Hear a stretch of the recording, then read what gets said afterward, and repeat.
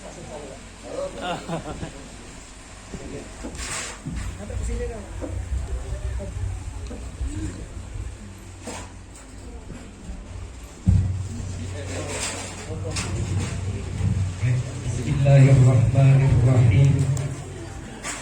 Assalamualaikum warahmatullahi wabarakatuh. Waalaikumsalam warahmatullahi wabarakatuh. Alhamdulillahillazi anzala sakinah fi qulubil mu'minin. Asyhadu an la ilaha illallah wahdahu la syarikalah wa asyhadu anna sayyidina Muhammadan abduhu wa rasuluh. Allahumma salli ala sayyidina Muhammad wa ala ali sayyidina Muhammad. Qala rabbi shrah li sadri wa yassir li amri wahlul 'uqdatam min lisani yafqahu qawli. Subhanaka la ilma lana illa ma 'allamtana innaka antas samiul alim. Sadaqallahul azim wa sadaqa rasulun nabiyil karim wa nahnu ala zalika minasyakirin walhamdulillahi rabbil alamin. Yang terhormat, kita hormati Ketua PKSI, wakil beserta seluruh jajaran dan para anggotanya, dan terkhusus yang kita hormati juga tuan rumah Abah Odok beserta keluarga besar, adik-adik sekalian, dan para hadirin undangan yang berbahagia. Alhamdulillah, bersyukur kita kepada Allah Subhanahu wa ta'ala atas segala limpahan rahmat, taufik dan hidayah yang Allah berikan kepada kita semua, sehingga sampai saat ini kita semua masih dalam keadaan sehat walafiat, tidak kurang satu apapun, sehingga kita dapat bersama-sama hadir bersilaturahim di majelis yang penuh barokah ini. Mudah-mudahan kita senantiasa mendapat ridho dan barokah dari Allah Subhanahu wa ta'ala. Amin. Ya rabbal alamin. Salawat dan salam tidak henti-hentinya, dan kita bosan-bosannya kita menyampaikan kepada junjungan kita Nabi besar Muhammad sallallahu alaihi wasallam dengan banyak-banyak mengucapkan lafaz Allahumma salli ala sayyidina Muhammad wa ala ali sayyidina Muhammad. Bapak Ibu, para hadirin yang berbahagia, tadi bawa acara bilang masuk acara inti, Pak. Kalau menurut saya acara inti itu pembacaan selawat ini, Pak. Ya semuanya inti. Tidak ada yang tidak inti dan tidak ada yang inti. Apalagi peringatan Maulid Nabi ini, intinya membaca selawat. Nah ini intinya adalah pembacaan selawat. Kenapa? Membaca selawat ini adalah satu-satunya ibadah yang berbeda dibandingkan dengan ibadah-ibadah yang lain. Di mana letak perbedaannya? Kita lihat Bapak Ibu sekalian. Ketika Allah perintahkan kita mendirikan sholat, Allah perintahkan di dalam Al-Quran, aqimis shalah wa atuz zakah. Banyak ayat tentang perintah sholat dirangkai dengan perintah zakat. Kita laksanakan sholat, kita laksanakan zakat. Tapi bagaimana Allah Subhanahu wa ta'ala? Allah tidak pernah melaksanakan sholat itu sendiri. Begitu juga dengan ibadah yang lain, Bapak Ibu sekalian. Ibadah puasa, Allah berfirman, ya ayyuhallazina amanu kutiba alaikumusiyam kama kutiba alal ladzina min qablikum la'allakum tattaqun. Wahai orang-orang yang beriman, Aku wajibkan atasmu untuk berpuasa sebagaimana telah diwajibkan atas orang-orang sebelum kamu. Tujuannya menjadi orang yang bertakwa. Tapi lagi-lagi Allah perintahkan kita untuk puasa. Allah sendiri tidak pernah sholat, tidak pernah puasa. Begitu semua ibadah yang lain. Tapi ketika Allah perintahkan kita untuk membaca selawat, Bapak Ibu sekalian, di dalam Al-Quran Allah Subhanahu wa ta'ala berfirman, yang sering kita dengar, sering kita baca. Bismillahirrahmanirrahim. Innallaha wa malaikatahu yusalluna 'alan nabi ya ayyuhallazina amanu sallu 'alaihi wa sallimu taslima. Sering dengar Pak? Nah, ya, jadi sering baca dia. Ini ayatnya. Ketika Allah perintahkan, innallaha, sesungguhnya Allah, wa malaikatahu, dan seluruh para malaikat. Ya. Innallaha, dan sesungguhnya Allah dan para malaikat, yusalluna 'alan nabi, bersalawat kepada Nabi. Ya ayyuhallazina amanu sallu alaihi wa sallimu taslima. Ini perbedaannya selawat. Nah, inilah inti, maka saya sebutkan Bapak tadi, inti daripada peringatan Maulid Nabi kita ini adalah membaca selawat. Belum Allah perintahkan kita baca selawat, belum Allah suruh kita baca selawat, Allah dulu berselawat. Innallaha, sesungguhnya Allah Subhanahu wa ta'ala berselawat. Belum cukup Allah, bahkan Allah perintahkan lagi kepada malaikat Jibril, Mikail, Israfil, Munkar, Nakir, Raqib, Atid, Malik, Ridwan, disuruh juga berselawat. Ya, apalagi kurangnya Allah berselawat. Malaikat sudah yang tertinggi manusia. Ya ayyuhallazina amanu, wahai sekalian manusia, sallu alaihi wa sallimu taslima, berselawatlah kepada Rasulullah sallallahu alaihi wasallam. Ini Bapak Ibu sekalian. Dan hari ini alhamdulillah saya sungguh berbahagia, dan kita semua mungkin merasakan kebahagiaan itu sendiri. Kalau biasanya saya Pak diundang, ya baca Maulid di masjid, musola, tangga di masjid. Ini TKSI. Saya di sebelah nih. Kita sudah akrab semua. TKSI. Ya. Dan ini alhamdulillah ini tadi sudah panitia, ketua panitia tadi itu bukan sambutan, ceramah sudah isinya. Intinya sudah disebut tadi. Jadi Maulid ini bukan sekedar seremonial saja. Datang Maulid ya kita kumpul peringatan Maulid. Datang bulan Rajab ngumpul peringatan Isra Mi'raj. Seremonial ini bukan, tapi ada sesuatu hal di balik peringatan Maulid Nabi ini yang perlu kita tumbuhkan apa yang diajarkan oleh Rasulullah. Yang pertama apa? Yang pertama menumbuhkan, menanamkan kecintaan kita kepada Rasulullah sallallahu alaihi wasallam. Kenapa ini harus ditumbuh kembangkan, harus ditanamkan, terutama kepada anak-anak kita, adik-adik kita, generasi muda. Saat ini sudah zaman digital, zaman era globalisasi. Ya, ini kalau kita setiap hari sering kita mendengar, membaca video-video di situ, ada kelompok-kelompok yang menyalah-nyalahkan ajaran-ajaran kita, Bapak Ibu sekalian. Ada yang membid'ah-bid'ahkan, bahkan lebih ekstrim mengharamkan.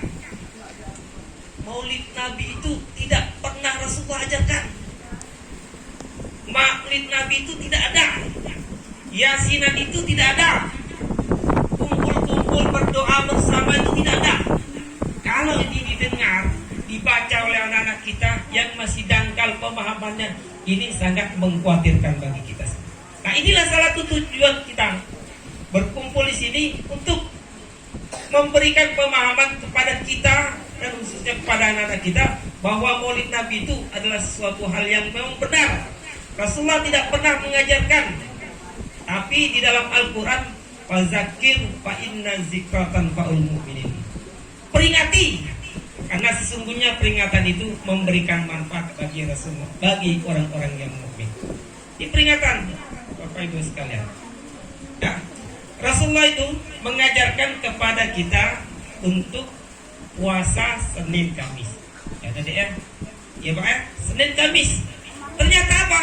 Salah satu alasan kenapa Rasulullah perintahkan kita untuk berpuasa Senin Kamis, Senin khususnya karena Rasulullah itu dilahirkan pada hari Senin. Di peringatan ini memperingati peringatan untuk menanamkan kembali, menumbuhkan kembali. Ada piring kecil. Kenapa? Karena ini menanamkan kecintaan kita kepada Rasulullah Sallallahu Alaihi Wasallam. Kalau kegiatan ini jarang kita laksanakan, ini membahayakan. Kenapa? Karena media sosial arusnya deras sekali masuk pada kita, Pak. Ya, anak-anak kita termasuk kita, ya, hampir setiap waktu, setiap saat kita melihat di media sosial. Kita membaca, kalau yang benar alhamdulillah. Ada kalau yang tadi yang saya sebutkan tadi, paham-paham ajaran kelompok-kelompok yang menyesatkan ajaran kita, yang kita lihat, yang kita baca, yang kita tonton.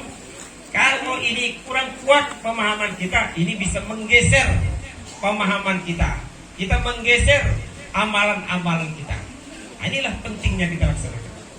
Kemudian yang kedua, peringatan Maulid Nabi Muhammad SAW ini adalah dalam rangka meneladani. Nah, ini sebagaimana tema kita ini. Meneladani akhlak Rasulullah SAW, menjadikan contoh, memfigurkan. Kenapa? Karena akhlak Rasulullah SAW itu sudah diakui oleh Allah Subhanahu Wa Taala. Wa innaka la'ala khuluqin azim. Sesungguhnya engkau wahai Muhammad benar-benar mempunyai akhlak yang agung, yang tinggi. Quran surat Al-Qalam ayat 4. Ini Bapak Ibu sekalian, apalagi yang mau kita lakukan? Allah Subhanahu Wa Taala sudah mengakui, menyampaikan kepada kita semua bahwa akhlaknya Rasulullah SAW itu akhlak yang paling mulia, yang paling tinggi di atas bumi ini. Maka Allah Subhanahu Wa Taala mengingatkan, merintahkan kepada kita untuk mengikuti, meneladani, menjadikan Rasulullah itu sebagai satu-satunya figur dalam kehidupan kita ini, mencontoh. Bagaimana disebutkan di dalam Al-Quran, A'udzubillahi minasyaitonirrajim, bismillahirrahmanirrahim. Laqad kana lakum fi Rasulillahi uswatun hasanah. Sungguh telah ada pada diri Rasulullah itu contoh dan suri teladan bagi kehidupan kamu. Ini Bapak Ibu, contoh dalam segala hal, baik dalam beribadah, dalam berkeluarga, dalam bersosial, bermasyarakat. Ini sudah dicontohkan semua Rasulullah. Misalnya salah satu contoh sifat Rasulullah Bapak Ibu sekalian, Rasulullah itu adalah figur manusia yang paling pemalu. Ini Bapak Ibu sekalian, Rasulullah itu adalah figur manusia yang paling pemalu, ya. Karena pernah suatu ketika Bapak Ibu sekalian, Rasulullah ini berjalan dengan para sahabat, dan saat itu jalan agak sedikit menanjak, menanjak sini. Kemudian Rasulullah karena bertiga berjalan di depan, tiba-tiba ini kain jubahnya itu agak terhembus angin dan naik, terhembus, kelihatan betisnya Bapak Ibu. Rasulullah kelihatan betisnya, yang melihat kawan-kawan saudara yang lain belakang ini malu, mukanya putih, keringat dingin keluar, saking malunya Bapak Ibu. Ini salah satu contoh saja. Kemudian dalam kehidupan yang lain, Rasulullah, ini berkaitan dengan SI ini Bapak Ibu sekalian. Rasulullah pernah suatu ketika sedang duduk-duduk. Mungkin sedang berduduk-duduk, bersantai-santai, berleha-leha, bercerita-cerita bersama sahabat, kawan yang lain. Tiba-tiba ya duduknya mungkin hampir di pinggir jalan juga. Tiba-tiba sedang berbincang-bincang, sedang berbicara-bicara, lewatlah sekelompok orang yang sedang mengusung mayat, Bapak Ibu sekalian. Ya, karena dulu belum ada ambulan, belum ada mobil yang membawa jenazah, digotong saja. Nah, dari kejauhan Rasulullah melihat, kemudian Rasulullah ini memerintahkan kepada sahabat-sahabat yang lain, kepada sahabat yang ada di situ untuk berdiri. Sahabatku, kita berdiri saja, tanpa memberitahu alasan. Sudah berdiri, kemudian lewatlah sekelompok pengusung jenazah ini. Setelah lewat, ketahuan ternyata yang lewat ini adalah mayat kafir Quraisy. Kata sahabat, ya Rasulullah, kenapa kita berdiri? Kata Rasulullah, kita berdiri untuk memuliakan, menghormati jenazah yang lewat tadi. Ya Rasulullah, bukankah ini jenazah yang lewat, jenazah kafir Quraisy? Benar, itu jenazah kafir Quraisy, tapi tetap dia juga adalah manusia, hamba Allah, ciptaan Allah, harus kita hormati, harus kita muliakan. Duduklah. Dan inilah menjadi dasar, menjadi dalil bagi kita ketika berkendaraan, Bapak Ibu.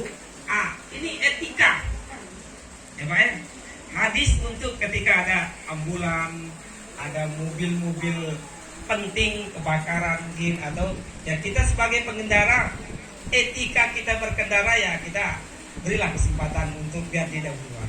Apalagi di mayat jenazah harus kita dahulukannya.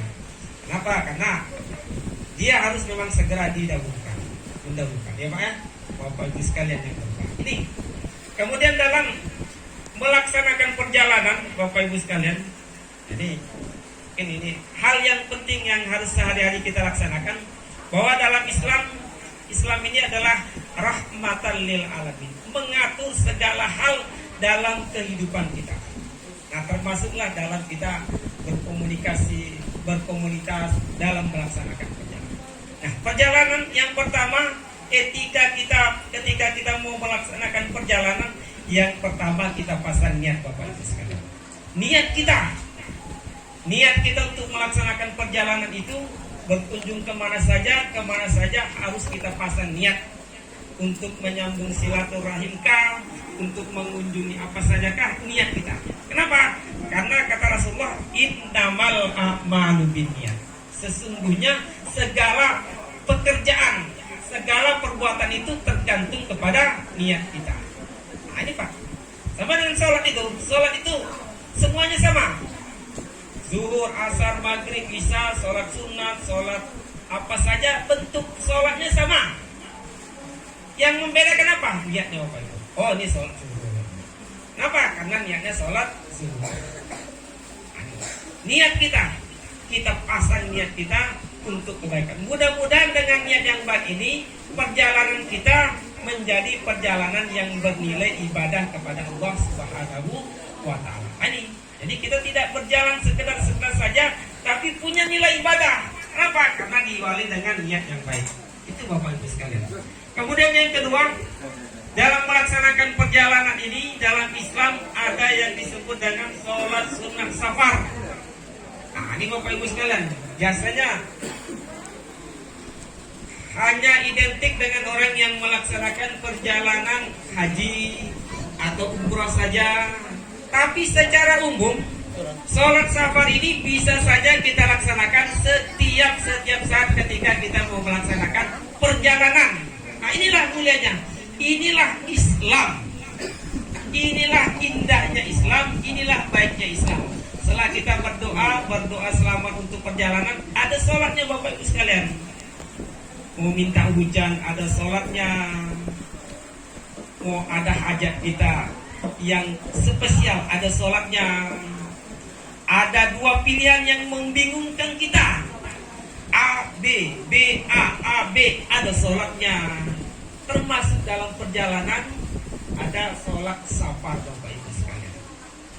Semoga musolli sunnat safar raka'ataini lillahi ta'ala. Semoga kita selamat perjalanan sampai tujuan dan rumah. Ini Bapak Ibu sekalian.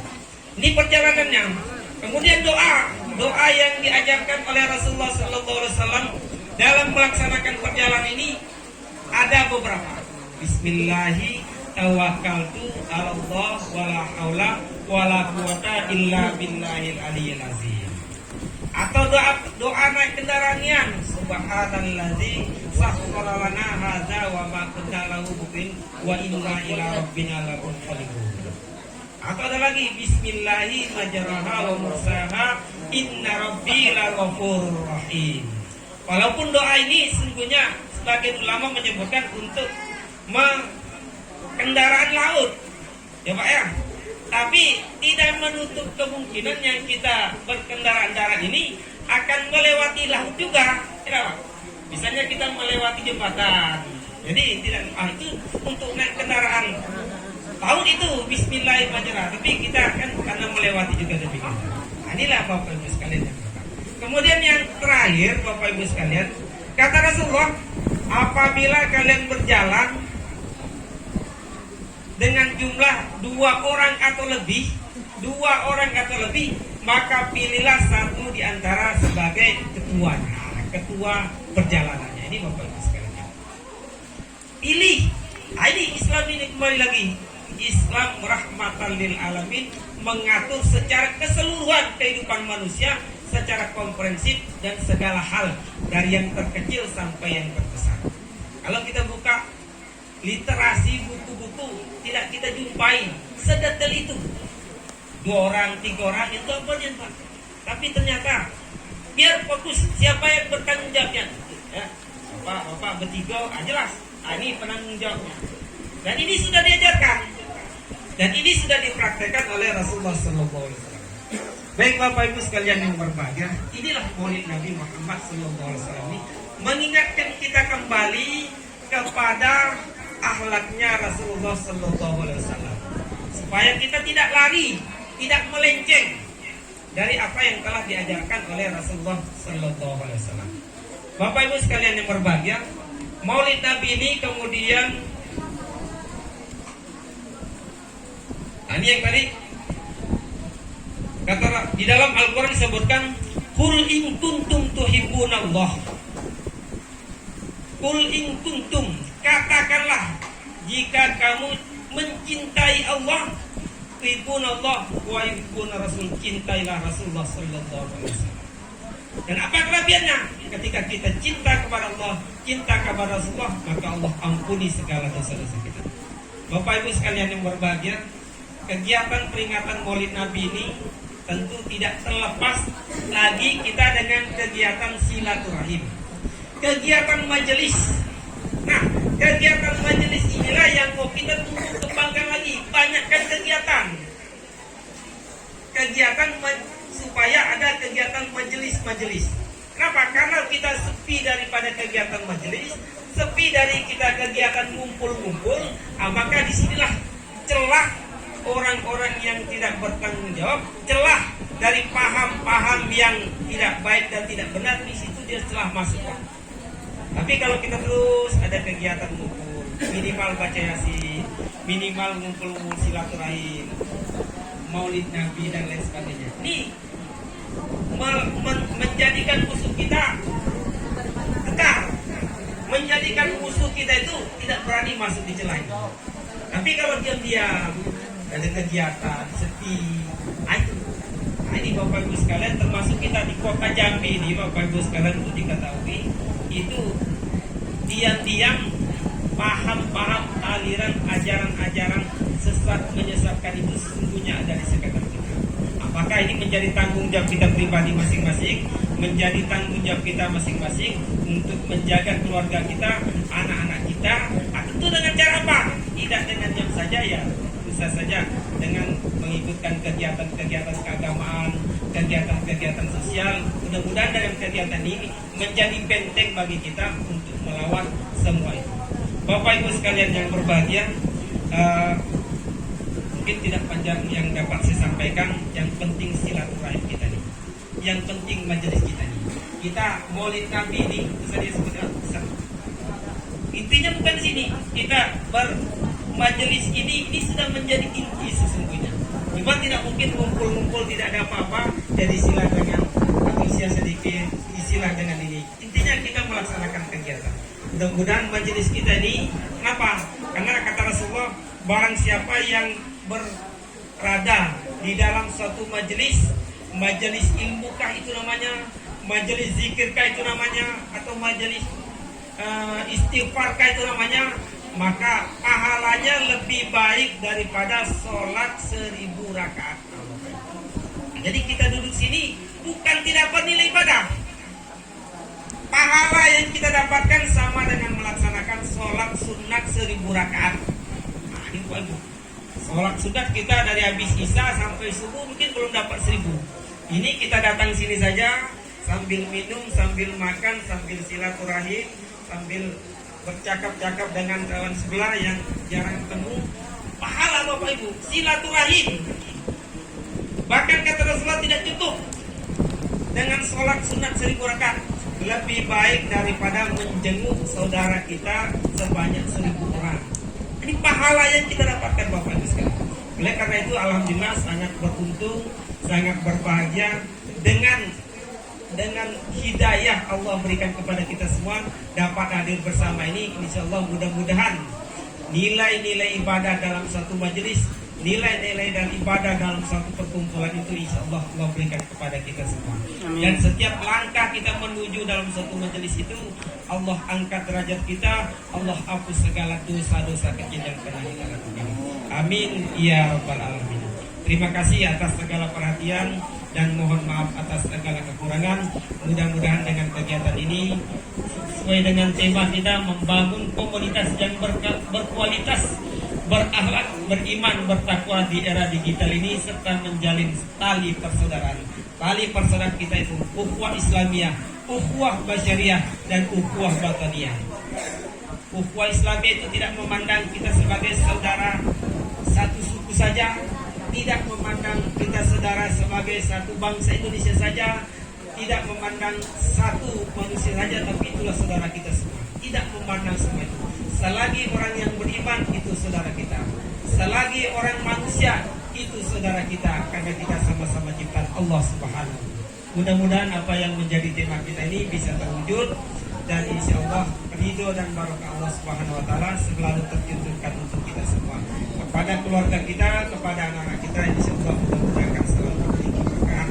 Semoga Allah Subhanahu Wa Taala menjauhkan kita segala dari bala, musibah dan bencana dengan kegiatan-kegiatan. Terima kasih, mohon maaf. Wallahu muwaffiq ila aqwamit thoriq. Assalamualaikum warahmatullahi wabarakatuh. Waalaikumsalam warahmatullahi wabarakatuh.